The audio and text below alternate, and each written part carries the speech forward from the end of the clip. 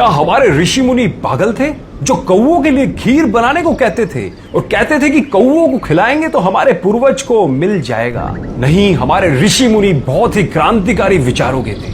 यह है सही कारण। जैसा कि आप जानते हैं कि पितृपक्ष के दिनों में कौओं को पितरों का प्रतीक मानकर भोजन कराया जाता है। यह सवाल अक्सर पूछा जाता है कि आखिर भोजन कौए को ही क्यों दिया जाता है। यहां कुछ ऐसे ही जवाब और रियल फैक्ट्स हम आपको देने जा रहे हैं जिससे आप जान सकेंगे कि भारत की प्राचीन सभ्यताओं में कौवे को इतना महत्व क्यों दिया गया है और पौराणिक कथाओं में कब कब कौवे का जिक्र आया है। गरुड़ पुराण में बताया गया है कि कौवे यमराज के संदेश वाहक होते हैं। श्राद्ध पक्ष में कौवे घर घर जाकर खाना ग्रहण करते हैं। इससे यमलोक में स्थित पितृ देवी देवताओं को तृप्ति मिलती है। लेकिन इसका एक और वैज्ञानिक कारण है और वो है बरगद और पीपल के वृक्ष।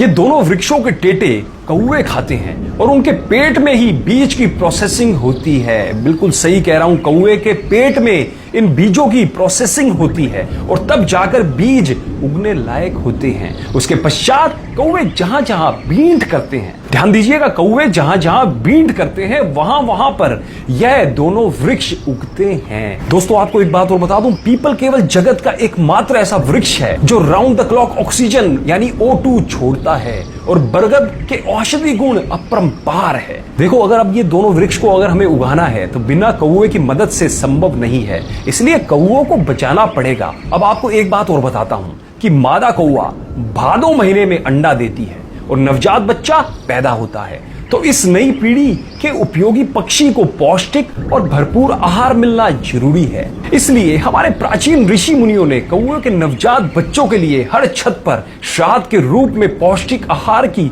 व्यवस्था कर दी थी, जिससे कि कौओं की नई जनरेशन का पालन पोषण हो जाए। इसलिए दिमाग दौड़ाएं, श्राद्ध करना प्रकृति के रक्षण के लिए नितांत आवश्यक है।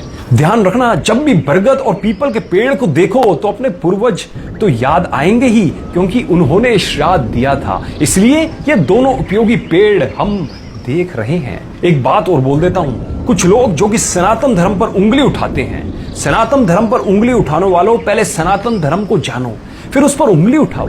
जब आपके विज्ञान का कुछ भी नहीं था, हमारे सनातन धर्म को पता था कि किस बीमारी का इलाज क्या है, कौन सी चीज खाने लायक है, कौन सी चीज खाने लायक नहीं है। अतः ज्ञान का भंडार है हमारा सनातन धर्म। हमारे समस्त वेदों में, हमारे समस्त पुराणों में ज्ञान का भंडार भरा पड़ा है और उनके नियम विदेशी शिक्षा पद्धति में पढ़ के केवल अपने पूर्वजों ऋषि मुनियों के नियमों पर उंगली उठाने के बजाय उसकी गहराई को जानिए और आपको पता लग जाएगा कि वो लोग कितने वैज्ञानिक थे।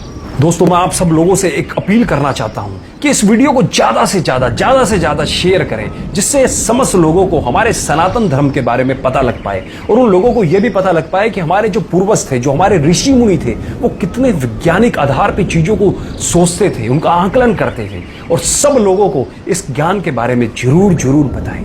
धन्यवाद।